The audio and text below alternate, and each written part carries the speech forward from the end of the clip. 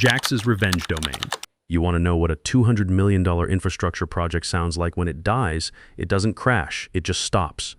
I was sitting in my F-150 outside Titan Engineering at 11:15 a.m. on a Tuesday in March, watching through my laptop as the state transportation demo locked up in front of a room full of officials. The system went dark, the screens froze, and Vincent Crawford's career imploded in real time. Best part? He had no idea I was watching, or that I'd triggered the whole thing from my truck 10 blocks away. But I'm getting ahead of myself. Let me back up to 8:15 a.m. when Vincent fired me for refusing to train his influencer niece on critical bridge safety systems. That's when this whole mess started. My name's Garrett Walsh, 47 years old, divorced dad, 12 years Navy Seabees before I got into civil engineering. I'd been senior infrastructure engineer at Titan Engineering for 9 years. The Metro Bridge project wasn't just my job, it was my life's work. The most advanced structural monitoring system the state had ever commissioned, protecting everything from school buses to emergency vehicles crossing the main route into downtown, including the route my own son Ryan takes to Jefferson High every morning. That Tuesday morning, I walked into Vincent's corner office, thinking we were going to discuss the state contract expansion. The meeting was supposed to be about adding new monitoring sensors, maybe upgrading the load analysis software. Instead, I found Vincent pacing behind his glass desk like a caged animal, sweating through his expensive suit despite the air conditioning running full blast. Garrett, sit down. No coffee offer this time. That should have been my first warning something was off. We need to talk about operational efficiency, he said. Corporate speak for, we're about to screw you over. I'd heard that phrase before in the Navy when some desk officer wanted to replace experienced crews with cheaper alternatives. I've brought in a consultant, Vincent continued. Someone who understands the digital marketplace, the new economy. That's when she walked in. Stella Crawford, Vincent's 24-year-old niece, dressed like she was heading to a photo shoot instead of an engineering firm. I knew her from social medias, 400,000 followers, watching her pose with designer bags and smoothie bowls in front of sports cars. Uncle Vince says, "You're going to show me the system." She chirped, already pulling out her phone to record. This is so exciting.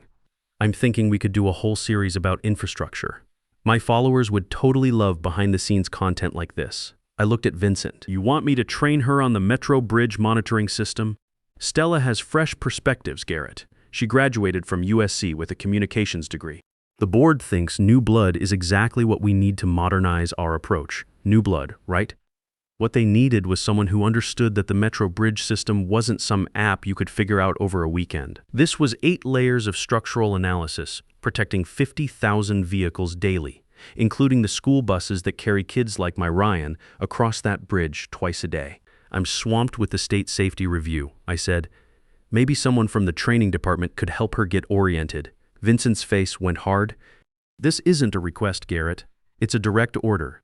I'd been in the Navy long enough to recognize when someone was giving you an order they knew was wrong.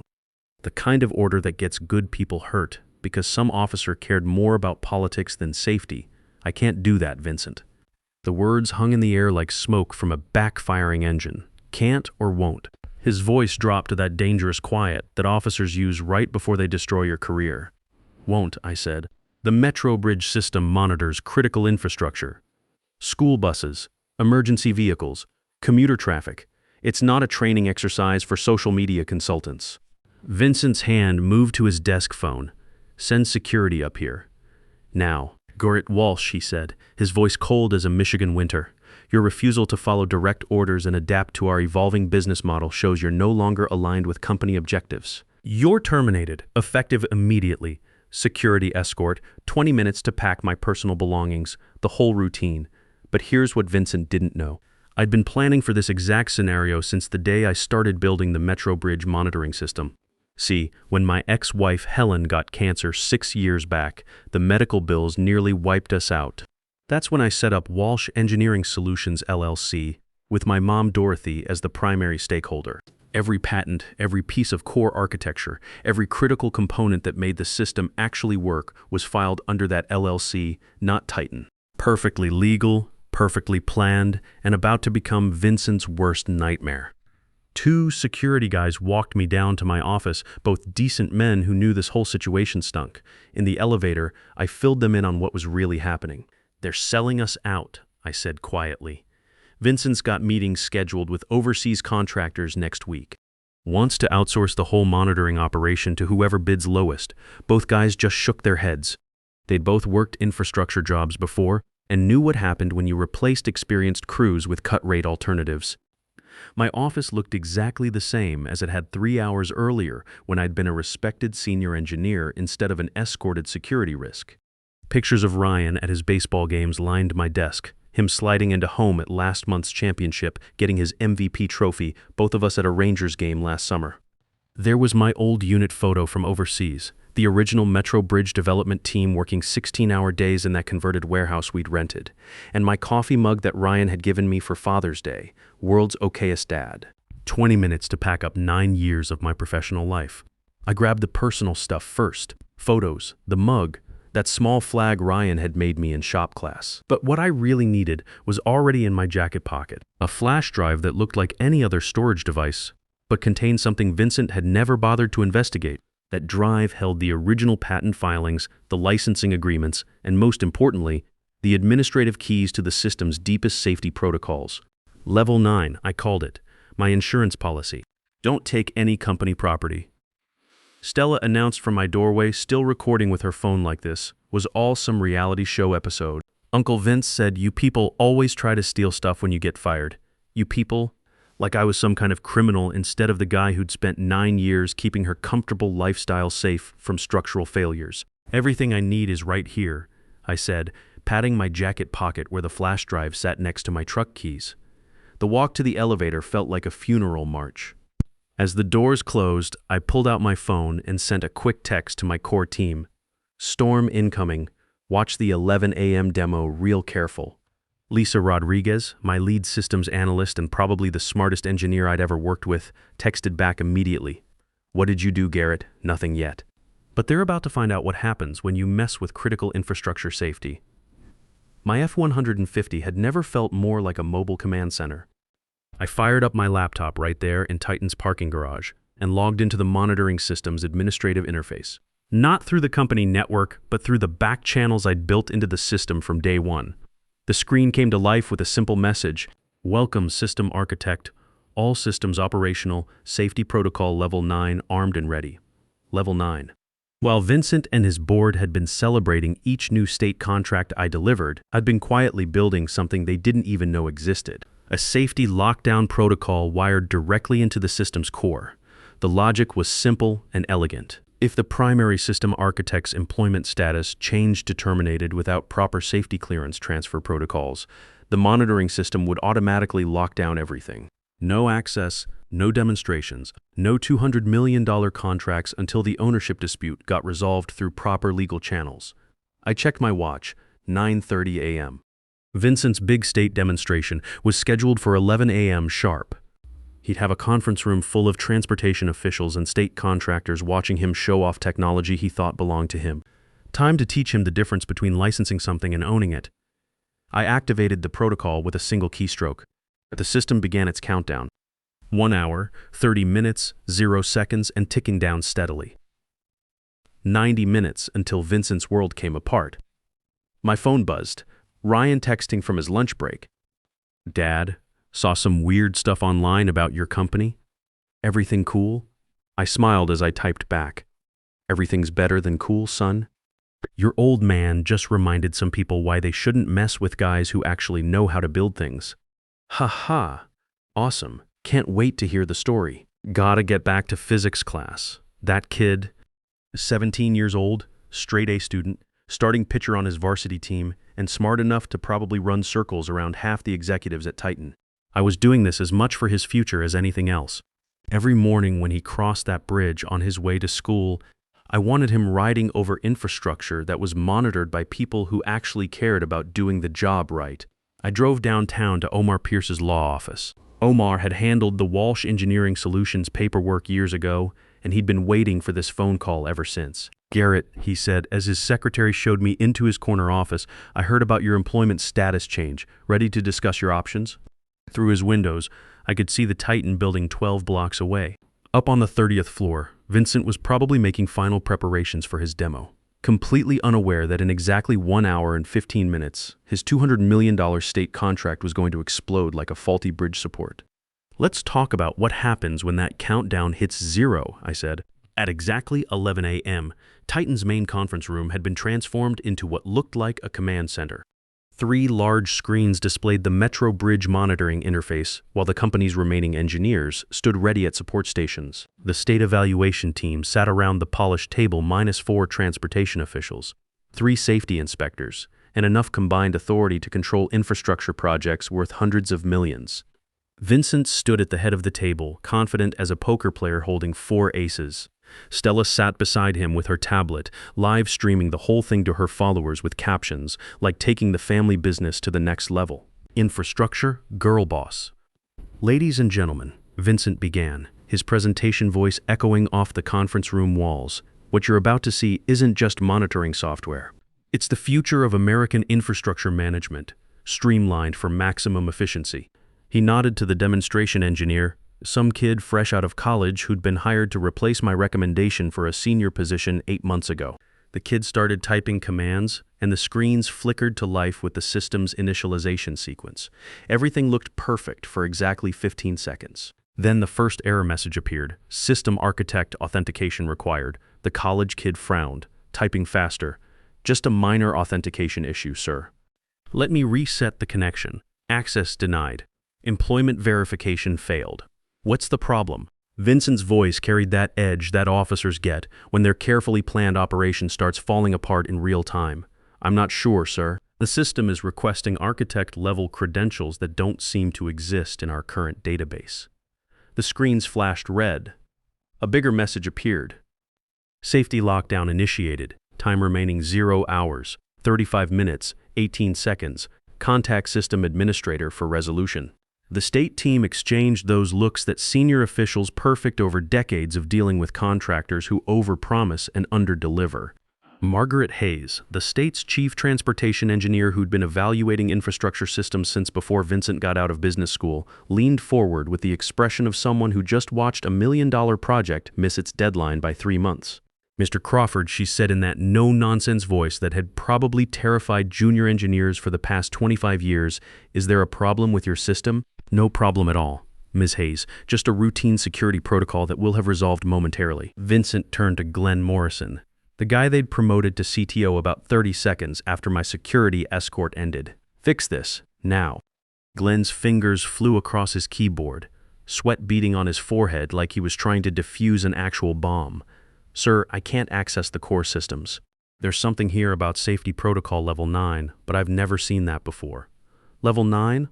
What the hell is level 9? Nobody in that room knew the answer, which was exactly the point. The countdown kept ticking. 0 hours, 31 minutes, 42 seconds, 31:41, 31:40. "Get Garrett Walsh on the phone," Vincent barked at his assistant. "Sir, he was terminated this morning per your direct orders." "I don't care if he was terminated." "Get him on the line." The call went straight to my voicemail, the professional recording I'd set up specifically for this moment. "You've reached Garrett Walsh. I'm currently unavailable, but if this is regarding the Metro Bridge monitoring system, please consult your existing licensing agreements and employment contracts. Thanks for calling, and have a great day." Margaret Hayes stood up slowly, gathering her materials with the deliberate movements of someone who just wasted 4 hours of valuable time. "Mr. Crawford, it appears you have significant internal issues that need resolution. We'll need to postpone this demonstration indefinitely." "Wait, please, Ms. Hayes. This is just a minor technical issue that we can resolve in minutes." "Minor?" The official's voice could have frozen fire. "Your core infrastructure system is completely inaccessible during a $200 million contract evaluation. Your marketing representative is live streaming our classified discussion to social media, and apparently the only person who can fix this crisis is someone you fired 4 hours ago." She headed for the door, her team following like a well-disciplined unit retreating from a compromised position. "We'll be in touch." Maybe. The state team filed out in formation, leaving behind a conference room that felt like a tomb. The countdown hit 0 hours, 20 minutes, and Stella's livestream was capturing every second of the disaster for her hundreds of thousands of followers. Uncle Vince, she whined, finally lowering her phone as the magnitude of the situation started penetrating her social media bubble. Can't we just hire him back or something? Vincent turned on her with the kind of fury that would have made a drill sergeant proud. Get out now and turn that damn phone off. She fled the room, her designer heels clicking rapidly down the hallway. But the damage was already done. Her live stream had broadcast Titan's complete humiliation to the world. When the countdown finally reached 0, all 3 screens went dark simultaneously. Then a single message appeared in bold white letters: Metro Bridge Monitoring System in Safety Mode. All access revoked. For licensing inquiries, please contact Walsh Engineering Solutions LLC, authorized representative Dorothy Walsh. In the span of 3 hours, Vincent Crawford had lost everything. The state contract was dead. Titan's stock price was in freefall as news of the failed demonstration spread through industry circles. And the Metro Bridge system, the technology that justified the company's entire valuation, was locked behind digital walls that only I controlled. My phone lit up like a Christmas tree with missed calls from Titan's legal team. Omar texted me from his office. 22 attempts to reach you in the past hour. Should I return their calls? Let them sweat until tomorrow, I texted back. I'm busy, but the real entertainment was just getting started. My laptop showed 15 attempts to hack into the system in the past 2 hours, IP addresses from all over the world. Vincent had apparently gone straight to the dark web, throwing money at hackers like a desperate gambler doubling down on a losing hand. Each attack failed before it could even touch the system's first layer of encryption. They were trying to break down a door that didn't exist. Level 9 wasn't something you could hack. It was a logic gate that made the system forget it existed without proper authorization codes. Around 2 p.m., my phone rang.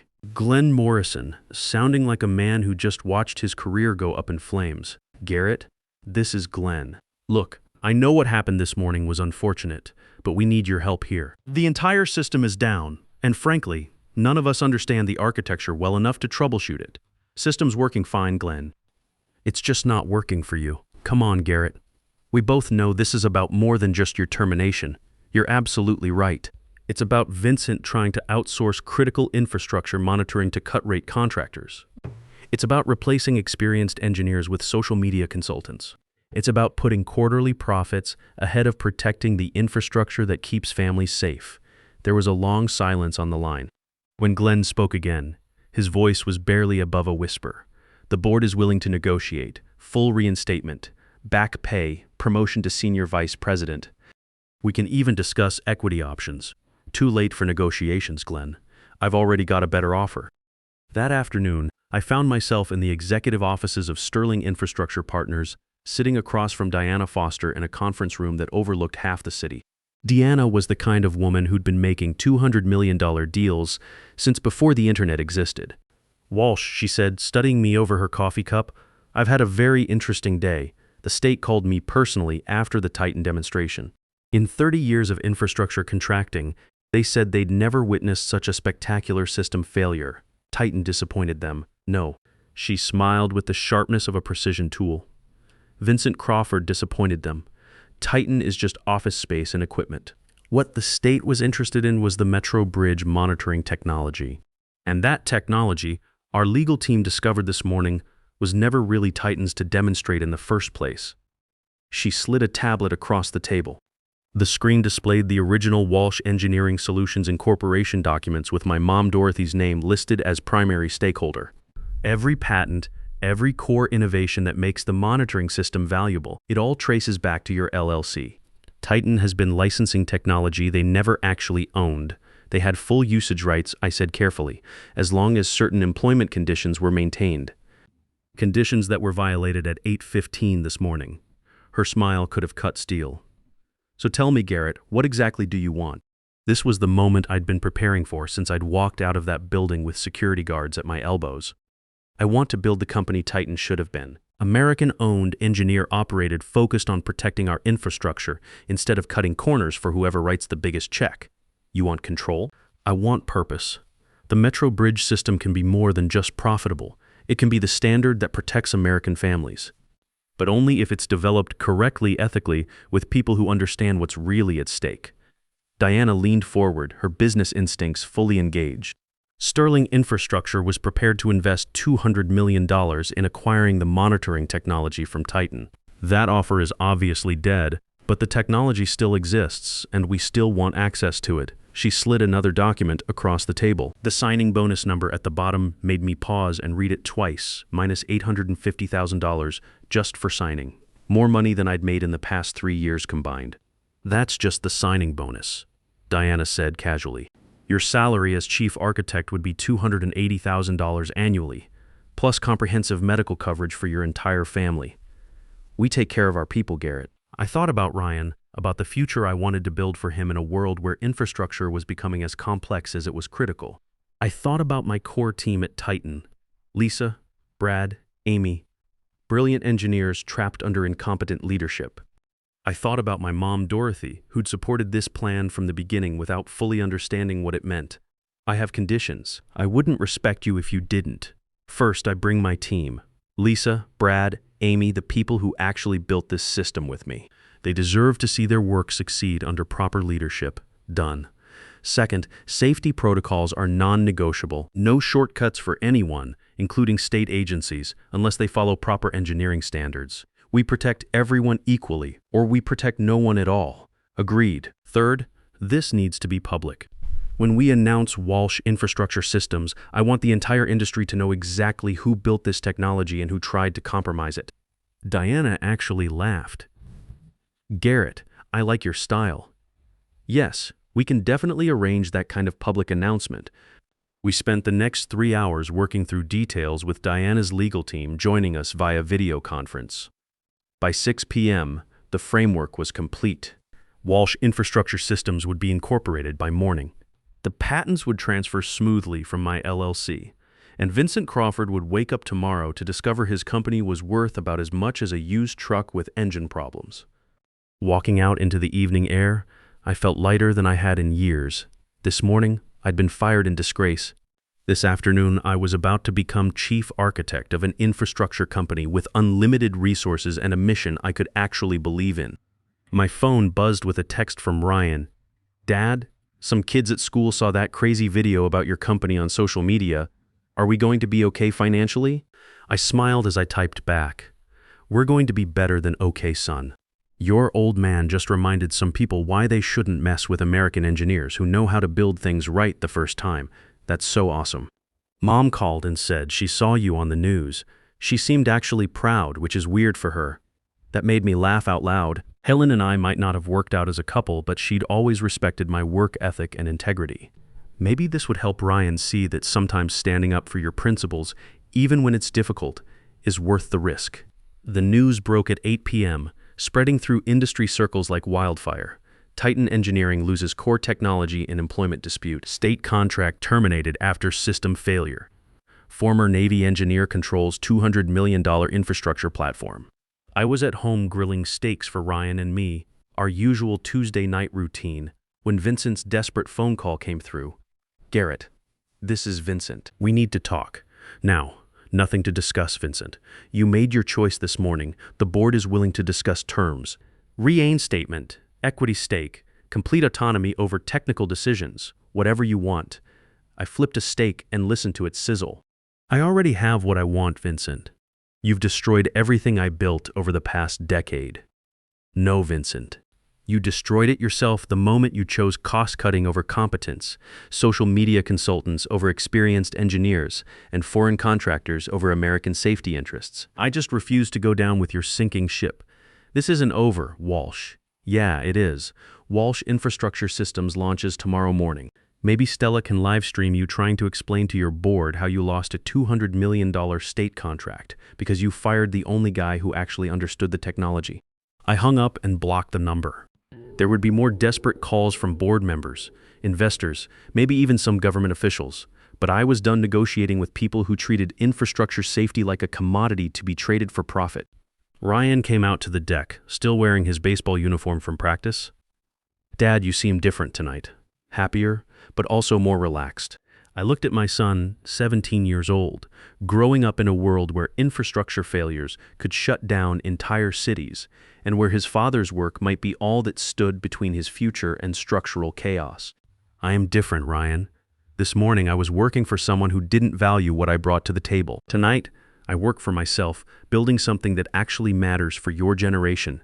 Is that good for us? Yeah, son, that's very good for our family. I told him about the signing bonus, about the salary increase, about how his college fund was now secure, and then some. But more importantly, I told him about building something that mattered, about standing up for principles even when it cost you everything in the short term. You know what this means? I said.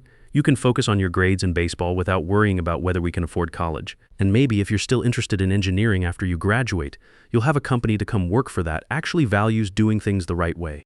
Ryan grinned. Dad, that's amazing, but honestly, I was never worried about college. I've seen how hard you work, how you solve problems that other people can't even understand. I always knew you'd figure it out. That night, I called my mom Dorothy to fill her in on the day's events. Garrett, honey, she said in that practical voice she'd used to raise 4 kids on a teacher's salary, I just got off the phone with the strangest man. Vincent something offering me $5 million for some paperwork I signed years ago. What in the world is going on? I laughed. Really laughed for the first time since this whole thing started. What did you tell him, Mom? I told him I don't do business with people who fire my son, especially not people who sound that desperate and panicked. Also, his voice was way too high-pitched for a man his age. Very suspicious. I love you, Mom. I love you too, sweetheart. Now, explain to me exactly how you managed to outsmart all those fancy business people. As I filled her in on the day's events, the firing, the countdown, the failed demonstration, the new company, I felt the last of my tension dissolve. Tomorrow would bring press conferences and contract negotiations. But tonight was just about family and the quiet satisfaction of a plan executed perfectly. The next morning, I stood in the conference room of Walsh Infrastructure Systems' temporary headquarters, looking out at a crowd of defense reporters, industry analysts, and state officials. Lisa, Brad, and Amy were setting up our demonstration equipment, their excitement obvious after years of frustrating mismanagement. At exactly 11:15 a.m., the same time Vincent's demo had collapsed 24 hours earlier, I signed the final incorporation documents that made Walsh Infrastructure Systems official. Ladies and gentlemen, Diana Foster announced to the assembled crowd, Walsh Infrastructure Systems represents a new standard in American engineering, built by professionals, owned by Americans, dedicated to protecting the critical infrastructure that keeps our communities safe. The questions came fast and direct, exactly what I'd expected from experienced infrastructure reporters. Mr. Walsh, how do you respond to accusations from Titan that you sabotaged their system? I spent 9 years building the Metro Bridge monitoring system to protect public safety. The only sabotage was Vincent Crawford's decision to treat critical infrastructure like a commodity to be outsourced to whoever offered the lowest bid. What about your former colleagues still at Titan? I gestured toward Lisa, Brad, and Amy. The engineers who actually built this system are right here with me. As for those who remain at Titan, they're welcome to apply for licensing agreements like any other contractor. We believe in fair and transparent access to American innovation. What's your message to other engineers facing similar situations? I thought about Ryan, about the kind of world I wanted him to inherit. Stand up for what's right, even when it's difficult. Plan carefully, protect your work, and never compromise on safety. America was built by people who refused to accept good enough when lives were on the line.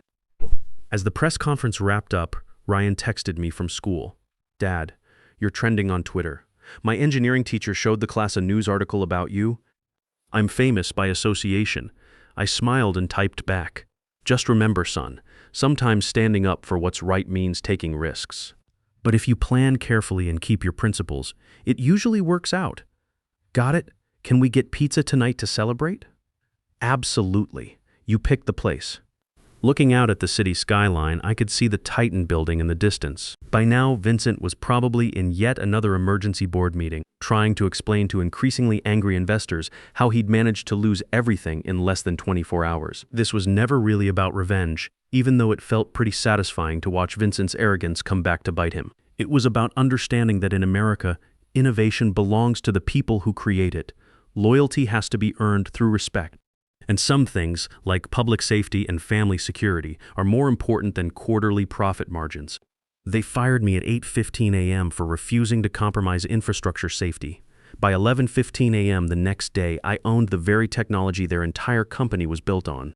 Ryan's college fund was secure, My mom was proud, and every morning when my son crossed that bridge on his way to school, he'd be riding over infrastructure monitored by people who actually cared about doing the job right.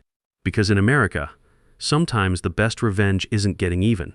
It's building something better and showing everyone what real leadership looks like. In the end, the most powerful revenge against those who undervalue your worth isn't destruction.